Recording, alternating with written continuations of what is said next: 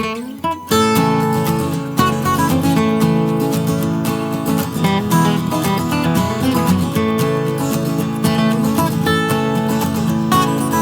it's Pastor Sinner.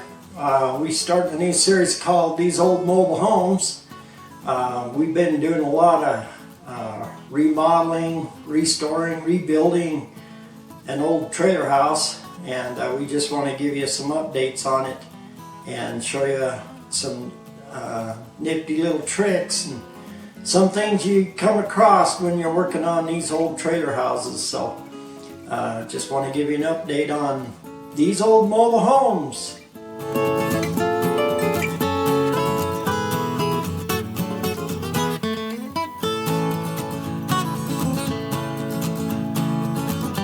Video. First of all, you want to make it an inch bigger because you got to fold it. Don't want any sharp edges. We're going 4 feet, so I got to go 50 inches, 1 inch each way. Making here some filler patches, makeshift shutters, you can see, because the windows are different now.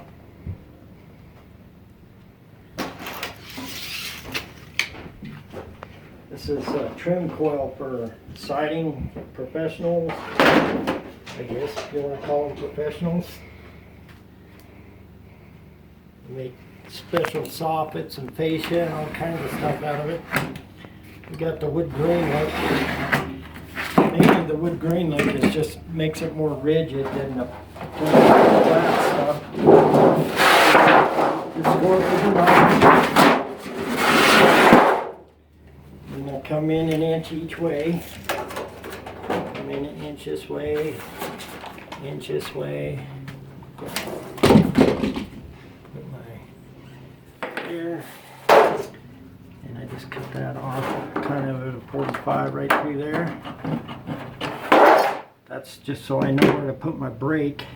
We're going to show you a trailer house special brake here too if you don't have the siding equipment that most people do. It's hard to find for me. I wish I had it, but I don't. So.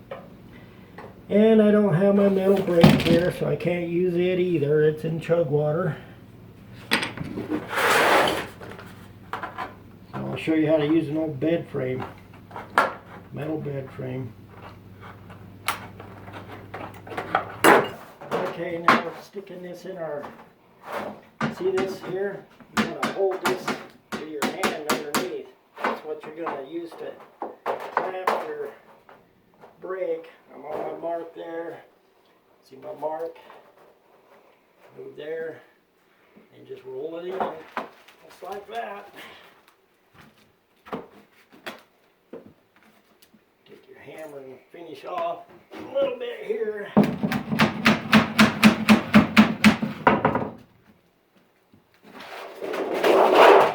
you go. And just probably should have gloves, but careful folding that over.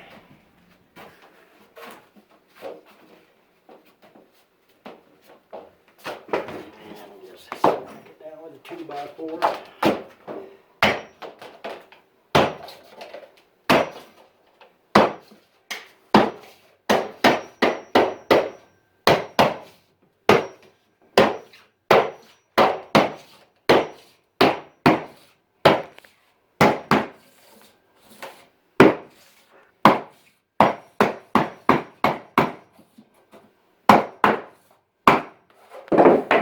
Gonna do that all the way around.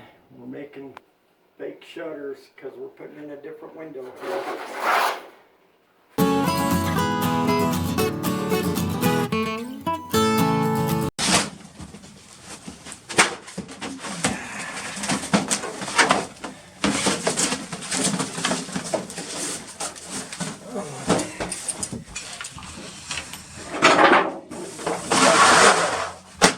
Piece of plywood with a factory edge. It's an 8-footer. It's just remnants from the floor here. Kind of help hold the aluminum steady and solid, and then I use it as a bending tool as well.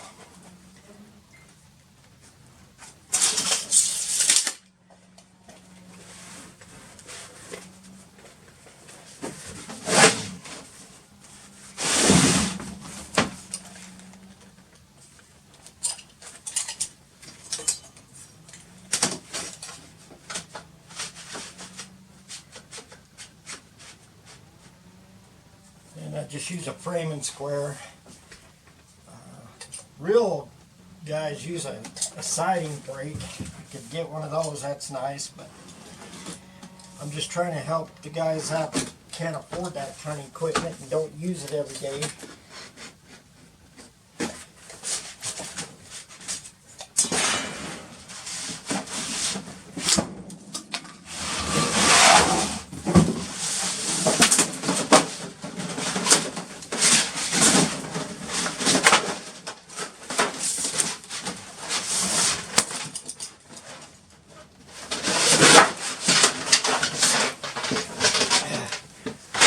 I bought a whole roll of this. It was like $150. Almost used it all up. This is one trailer house.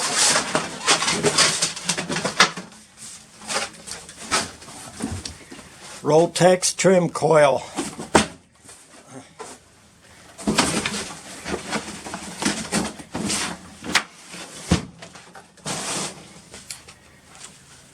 Now my hole is 20 inches wide. These trim coils come 24. I'm going to put the wood grain usually outside. So I'm going to measure 2 inches and bend it, and 2 inches and bend it. Actually an inch, because my hole's 20. And I need to leave an inch, so bend an inch. All the way around.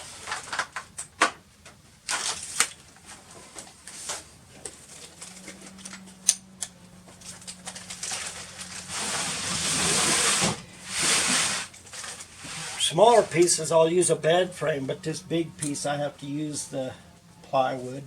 Because we haven't finished the floor yet, I'm going to screw it to the floor, the plywood right on the edges of each side of the aluminum, basically to hold it, help hold it more solid.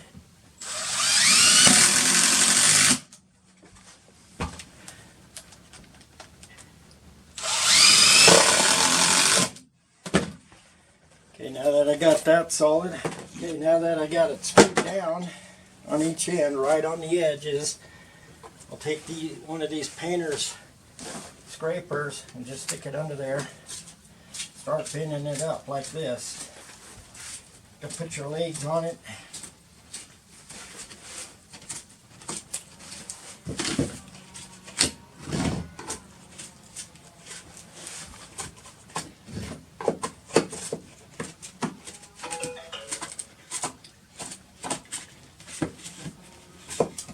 Once I get it started like that, then I'll just use a block of wood. Finish.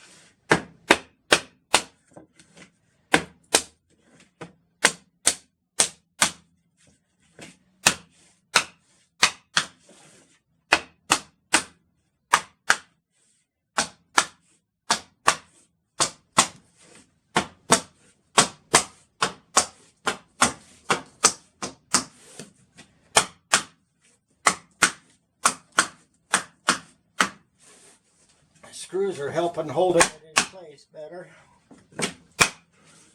Move around. You have to do this outside on a piece of plywood on the ground, or if you got a finished floor. We don't have one of those right now, so we don't have to worry. Take the screws out.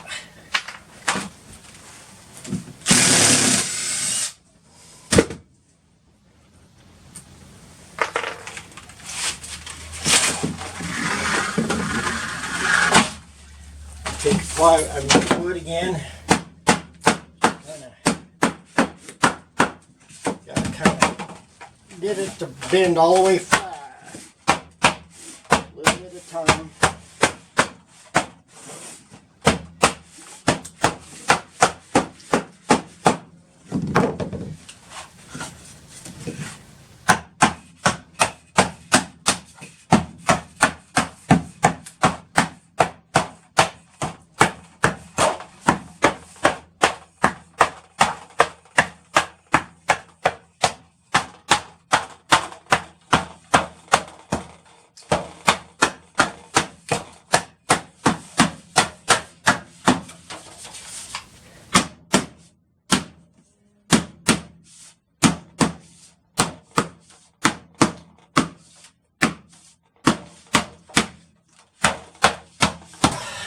I do that all the way around this piece.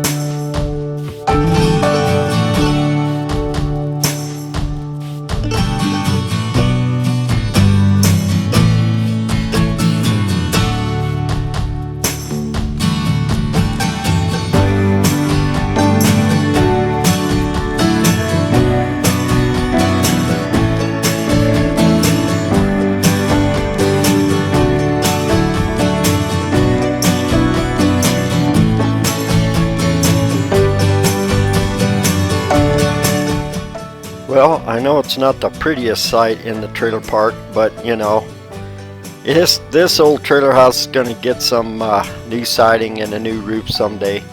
Unfortunately, that's going to be somebody else, not us, due to contract issues. But anyways, you could always repaint it or do something to kind of make it match and look a little better. We're just after making it weather tight so it'll last through the winter before they put the new siding on. You can do this and it'll make it more weather tight for you. This is where the water heater used to go, and we put a tankless in since then, so we no longer need this outside access panel for the water heater.